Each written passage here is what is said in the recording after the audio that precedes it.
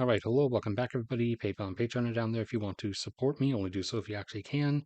So I've done videos in the past, longer, lengthy videos going through each and every one and each and every specific individual use that they have. Those are there. If you want to watch those, there'll be links to those in the description and everything. So I was making this now as a shorter, quicker version just for a few specific resources, specifically picking out a few that are likely lowest on the list of common knowledge.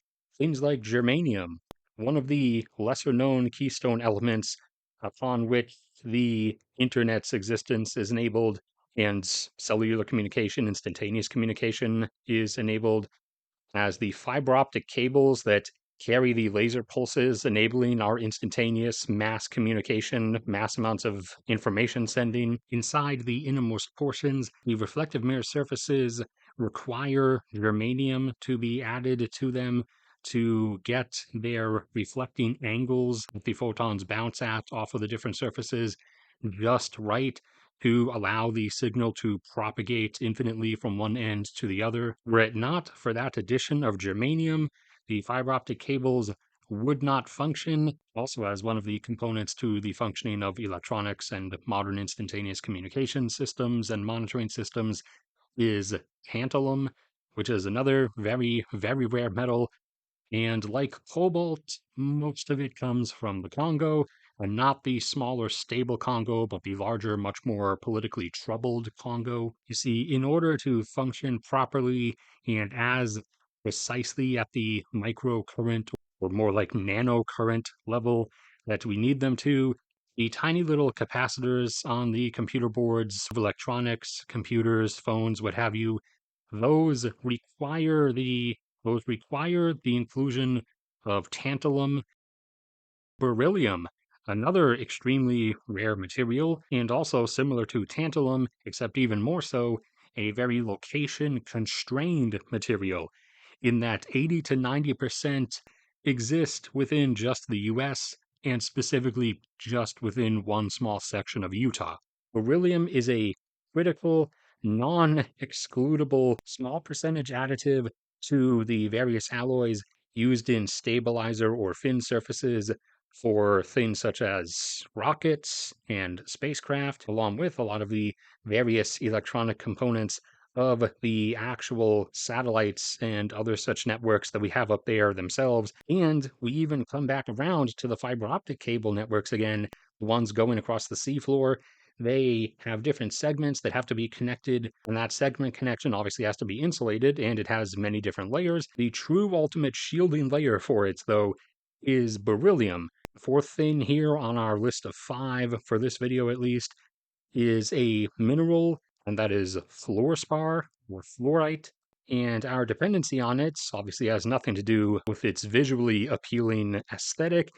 It has to do with the fact that without this, we effectively would not be able to refine aluminum. We would, but we'd only be able to refine about 1% as much, and it would be about something like 10 to 100 times more energy intensive to do without fluorspar. But long story short, you pour fluorspar in as an additive to the mix of alumina that you're going to melt down, but alumina still has several oxygen atoms attached to it that you really need to get rid of, obviously, if you want pure aluminum. And the only additive, the only middleman material that we can throw in that actually facilitates that actually moves that process along without us requiring, at least 10 times as much energy is fluorspar. And the last one is helium. Yes, the noble gas helium that is still, unfortunately, most popularly known as for its function as a lifting gas for balloons, for blimps, and everything. However, the existence of our modern civilization kind of depends on helium in a different function, as without it, we effectively would not really have functional modern electronics. But the more modern ones that are actually fast and legitimately useful, those ones require the types of modern microprocessors that we make, consisting of really thin silicon wafers that have to go through various processes of having dopant materials injected into them in tiny nanoscale amounts, and then have to go through the photolithography process, where very carefully a complex machine via light carves out the insanely complex network of channels and gates into the silicon wafer down at the nanoscopic level.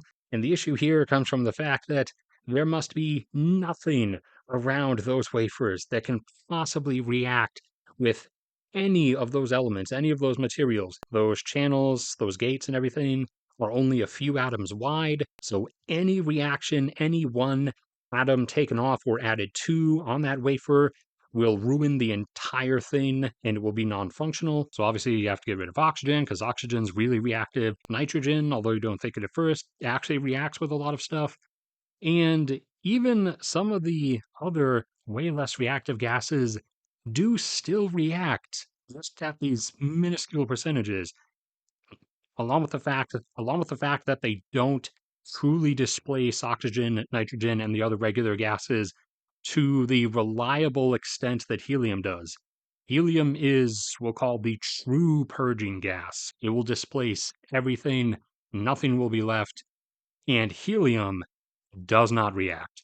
And that's it for this one. So thank you everybody for sticking around and listening. Like if you enjoyed, subscribe if you haven't already.